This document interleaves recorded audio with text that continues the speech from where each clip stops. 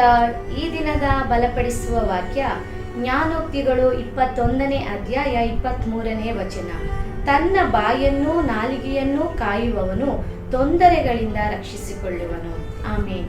ಪ್ರಿಯ ದೇವರ ಮಕ್ಕಳೇ, ಈ ದಿನ ಅನೇಕರು ಅನೇಕ ತೊಂದರೆಗಳಲ್ಲಿ ಸಿಕ್ಕಾಕಿಕೊಂಡಿದ್ದಾರೆ.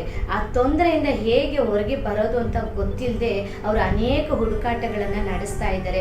ಅನೇಕ ಮನುಷ್ಯರ ಬಳಿ ಹೋಗ್ತಾ ಇದ್ದಾರೆ. ಆದರೆ ದೇವರು ಹೇಳ್ತಾ ಇದ್ದಾರೆ, ನಾವು ಈ ದಿನ ಅನೇಕ ತೊಂದರೆಗಳಿಗೆ ಸಿಕ್ಕಿ ಹಾಕಿಕೊಂಡಿರೋದಕ್ಕೆ ಕಾರಣ ಬೇರೆ ಯಾವ ಮನುಷ್ಯರು ಅಲ್ಲ, ಬೇರೆ ಏನೂ ಅಲ್ಲ, ನಮ್ಮ ಬಾಯಿ ಮಾತುಗಳು ಎಂಬುದಾಗಿ ಕರ್ತನ ಈ ವಾಕ್ಯದಲ್ಲಿ ಸ್ಪಷ್ಟವಾಗಿ ನಮಗೆ ಹೇಳ್ತಾ ಇದ್ದಾರೆ. ಹಲ್ಲೆಲೂಯ. ಈ ದಿನ ಹೌದು, ಈ ಮಾತುಗಳಿಂದ ಎಷ್ಟೋ ಕುಟುಂಬಗಳು ಒಡೆದೋಗ್ತಾ ಇದೆ, ಎಷ್ಟೋ ಸಂಬಂಧಗಳು ಕಿತ್ತು ಹೋಗ್ತಾ ಇದೆ, ಎಷ್ಟೋ ಜನರ ಕೆಲಸ ಹೋಗ್ತಾ ಇದೆ, ಎಷ್ಟೋ ಜನರ ಭವಿಷ್ಯ ಹಾಳಾಗ್ತಾ ಇದೆ. ಹಲ್ಲೆಲೂಯ.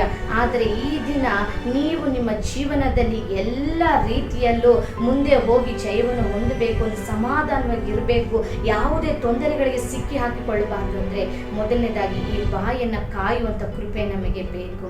ಹಲ್ಲೆಲೂಯ.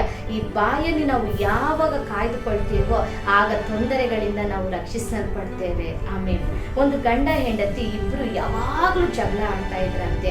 ಅವರಿಗೆ 3 ಜನ ಮಕ್ಕಳಿದ್ರು. ಒಂದು ದಿನ ಭಯಂಕರವಾಗಿ ಜಗಳ ಹೆಚ್ಚಾಗಿ ಆ ಹೆಂಡತಿ ಹೋಗಿ ತನ್ನ ಮಾವನ ಬಳಿ ಹೇಳಿದ್ರಂತೆ, ಮಾವ, ಇನ್ನು ನಾನು ಈ ಮನೇಲಿ ಇರೋದಕ್ಕೆ ಆಗೋದಿಲ್ಲ, ಈ ಜಗಳಗಳು ನನಗೆ ಸಾಕಾಯ್ತು, ಇಲ್ಲಿ ಯಾರೂ ಬದಲಾಗೋದಿಲ್ಲ, ನಾನು ಹೋಗ್ತೀನಿ ನನ್ನ ತವ್ರ ಮನೆಗೆ ಅಂತ ಆಕೆ ಎಲ್ಲ ಬಟ್ಟೆಗಳನ್ನು ಸಿದ್ಧ ಮಾಡಿ ಹೋಗುವಾಗ ಆ ಮಾವ ಬಂದು ಅವ್ರ ಹತ್ರ ಒಂದೇ ಒಂದು ಸಾರಿ ನನ್ನ ಮಾತು ಕೇಳಮ್ಮ, ಇದೊಂದು ಸಾರಿ ನನ್ನ ಮಾತು ಕೇಳು, ಇಲ್ಲೆಲ್ಲೋ ಒಂದು ಕುಟುಂಬದಲ್ಲಿ ಸಮಾಧಾನ ಬರುವ ಹಾಗೆ ಒಂದು ಔಷಧಿಯನ್ನು ಕಂಡುಹಿಡಿದಿದ್ದಾರಂತೆ, ಆ ಸ್ಥಳಕ್ಕೆ ಹೋಗಿ ನಾನು ನಿನಗೆ ಔಷಧಿನ ತಗೊಂಡು ಬಂದು ಕೊಡ್ತೇನೆ, ಆ ಔಷಧಿನ ನೀನು ಉಪಯೋಗಿಸಿ 1 ವಾರ ನೋಡು, ಈ ಪರಿಸ್ಥಿತಿ ಬದಲಾಗಿಲ್ಲ, ಈ ಜಗಳಗಳು ನಿಂತಿಲ್ಲ ಅಂತ ಅನ್ನೋದಾದರೆ ನೀನು ಮತ್ತೆ ನಿನ್ನ ತಾಯಿ ಮನೆಗೆ ಹೊರಟೋಗು, 1 ವಾರ ಇರು ಎಂಬುದಾಗಿ ಆ ಮಾವ ಆ ಸೊಸೆ ಹತ್ರ ಹೇಳಿದ್ರಂತೆ.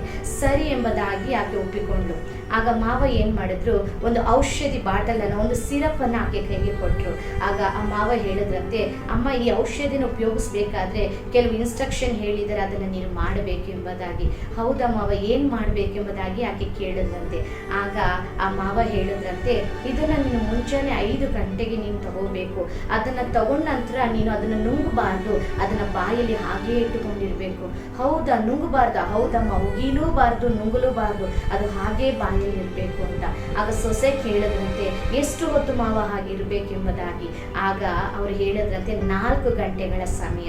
ಸರಿ, ಮುಂಜಾನೆ 5 ಗಂಟೆಯಿಂದ 4 ಗಂಟೆಗಳ ಸಮಯ ಹಾಗೆ ಇಟ್ಕೊಂಡು ತನ್ನ ಎಲ್ಲ ದಿನಚರಿ ಕೆಲಸಗಳನ್ನು ಮಾಡಿ, ಗಂಡನಿಗೆ ಕಾಫಿ ಕೊಟ್ಟು, ಮಕ್ಕಳಿಗೆ ಎಲ್ಲ ಟಿಫನ್ ರೆಡಿ ಮಾಡಿ, ಮಕ್ಕಳನ್ನೆಲ್ಲ ಕಳಿಸಿ ಎಲ್ಲರೂ ಈಕೆನ ನೋಡ್ತಾ ಇದ್ದಾರೆ. ಯಾಕೆಂದ್ರೆ ಆಕೆ ಬೆಳಗ್ಗೆ ಎದ್ದ ತಕ್ಷಣ ವಟ ವಟ ವಟ ವಟ ಅಂತ ಗುಣಗುಟ್ಟುತ್ತ ಹಾಗೆ ಹೀಗೆ ಓಡಾಡ್ತಾ ಮನೇಲಿ ಸಮಾಧಾನನೇ ಇರ್ತಾ ಇರಲಿಲ್ಲ. ಆದ್ರೆ ಈಗ ಆಕೆ ಎಲ್ಲವನ್ನ ಅವಳು ಕ್ರಿಯೆಯಲ್ಲಿ ತೋರಿಸ್ತಾ ಇದ್ದಾಳೆ.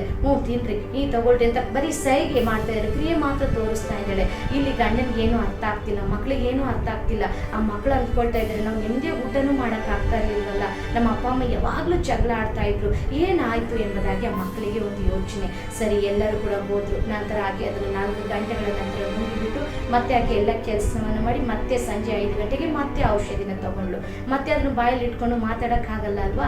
ಮತ್ತೆ ಹಾಗೆಯೇ ಗಂಡ ಬಂದರು, ಮಕ್ಕಳು ಬಂದರು, ಎಲ್ಲರೂ ಕೂಡ ಮತ್ತೆ ಆರಾಮಾಗಿದ್ದಾರೆ. ಈಗ ಏನು ಮಾತಾಡ್ತಾ ಇಲ್ಲ. ಗಂಡನಿಗೆ ಆಶ್ಚರ್ಯ, ಏನಪ್ಪ ನನ್ನ ಹೆಂಡತಿ ಇಷ್ಟು ಒಳ್ಳೆಯವಳಾಗಿದ್ದಾಳೆ, ಏನಾಯ್ತು ಅವಳಿಗೆ, ಗಂಡನಿಗೆ ಗೊತ್ತಿಲ್ಲ ಯಾವ ಔಷಧಿ ತಗೊಳ್ತಾ ಇರೋದು.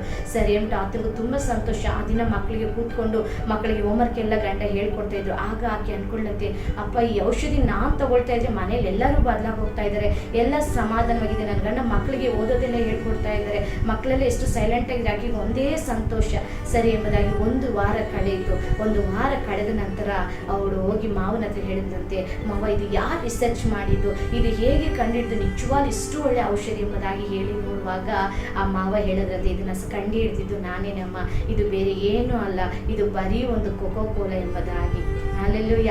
ಆಗ ಆಕೆಗೆ ತನ್ನ ತಪ್ಪಿನ ಅರಿವಾಯಿತು. ಹೌದು, ನನ್ನ ಮಾತುಗಳಿಂದನೇ ನನ್ನ ಕುಟುಂಬದಲ್ಲಿ ಸಮಾಧಾನ ಹೋಯಿತು, ನನ್ನ ಮಾತುಗಳಿಂದನೇ ನನ್ನ ಮಕ್ಕಳಿಗೆ ನೆಮ್ಮದಿ ಇಲ್ದಂಗೆ ಆಯಿತು, ನನ್ನಿಂದಲೇ ನಮ್ಮ ಮನೇಲಿ ಜಗಳಗಳಾಗ್ತಾ ಇತ್ತು. ನಾನು ಸರಿಯಾಗಿರೋದಾಗಿದ್ದರೆ, ನನ್ನ ಬಾಯಿನ ನಾನು ಕಾಪಾಡಿಕೊಂಡಿದ್ದರೆ ನಾನು ಯಾವ ತೊಂದರೆಗೂ ಒಳಗಾಗ್ತಿರಲಿಲ್ಲ ಎಂಬುದಾಗಿ ಆಕೆ ತನ್ನ ತಪ್ಪನ್ನು ತಿದ್ದುಕೊಂಡು ಆ ಕುಟುಂಬದಲ್ಲಿ ಸಮಾಧಾನ ಉಂಟಾಯ್ತಂತೆ. ಹಲ್ಲೆಲೂಯ. ಹೌದು ಪ್ರಿಯ ದೇವರ ಮಕ್ಕಳೇ, ಈ ದಿನ ನಾವು ಕೂಡ ನಮ್ಮ ಬಾಯಿಯನ್ನು ಕಾದುಕೊಳ್ಳುವಂಥ ಪ್ರಯತ್ನ ಮಾಡೋಣ.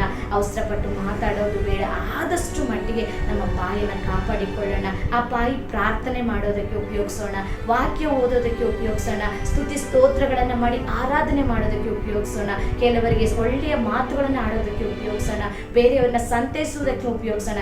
ಈ ಬಾಯಿಯನ್ನು ನಾವು ಯಾವ ರೀತಿ ಒಳ್ಳೆಯ ಕಾರ್ಯಗಳಿಗೆ ಉಪಯೋಗಿಸ್ತೀವೋ, ಯಾರು ಕುರಿತು ತಪ್ಪಾಗಿ ಮಾತಾಡಬೇಡ್ರಿ, ಯಾರೇ ಎಷ್ಟೇ ಕೆಟ್ಟವರಾಗಿದ್ರು ಅವ್ರನ್ನ ಅವಮಾನ ಮಾಡೋಕ್ಕೆ ಹೋಗ್ಬೇಡಿ, ನಿಂದೆ ಮಾಡೋಕ್ಕೆ ಹೋಗ್ಬೇಡಿ, ಅವ್ರ ಮೇಲೆ ಚಾಡಿ ಹೇಳಕ್ಕೆ ಹೋಗ್ಬೇಡಿ.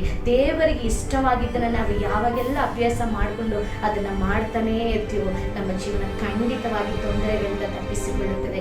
ನಾವು ಕೂಡ ಆರೋಗ್ಯವಾಗಿ, ಆಶೀರ್ವಾದವಾಗಿ, ಸಮಾಧಾನವಾಗಿರ್ತೇವೆ. ಈ ದಿನದಿಂದ ನಿಮ್ಮ ಬಾಯಿ ಮೇಲೆ ಕೈ ಇಟ್ಟು ಒಂದು ಪ್ರಾರ್ಥನೆ ಮಾಡಿರಿ. ದೇವರೇ, ನನ್ನ ಬಾಯಿ ಮಾತುಗಳನ್ನು, ನನ್ನ ಬಾಯಿಯನ್ನು ಕಾಯುವಂಥ ಕೃಪೆಯನ್ನು ಯೇಸು ನಾಮದಲ್ಲಿ ನನಗೆ ಅನುಗ್ರಹಿಸಿ ಎಂಬುದಾಗಿ ನಿಶ್ಚಯವಾಗಿ ಇದನ್ನು ನೋಡ್ತಿರೋ ಪ್ರತಿಯೊಬ್ಬರು ನೀವು ಪ್ರಯತ್ನ ಮಾಡಿರಿ. ಈ ಬಾಯಕ್ಕಾಗಿ ನೀವು ಹೆಚ್ಚಾಗಿ ಪ್ರಾರ್ಥನೆ ಮಾಡಿರಿ. ಈ ವಾಕ್ಯವನ್ನು ಹೇಳಿ ನೀವು ಪ್ರಾರ್ಥನೆ ಮಾಡಿ. ಖಂಡಿತ ಒಂದೊಂದು ದಿನವೂ ನೀವು ಸಮಾಧಾನವಾಗಿ, ಸಂತೋಷವಾಗಿ, ಆಶೀರ್ವಾದವಾಗಿ, ಸಾಕ್ಷಿಯಾಗಿರಲಿಕ್ಕೆ ಸಾಧ್ಯ. ಖಂಡಿತ ನೀವು ಇದನ್ನು ಮಾಡ್ತೀರಾ ಎಂಬುದಾಗಿ ಕರ್ತನಾದ ಯೇಸುವಲ್ಲಿ ನಾನು ನಂಬ್ತೇನೆ. ದೇವರು ನಿಮ್ಮನ್ನು, ನಿಮ್ಮ ಕುಟುಂಬಗಳನ್ನು ಆಶೀರ್ವದಿಸಲಿ. Praise the lord. God bless you.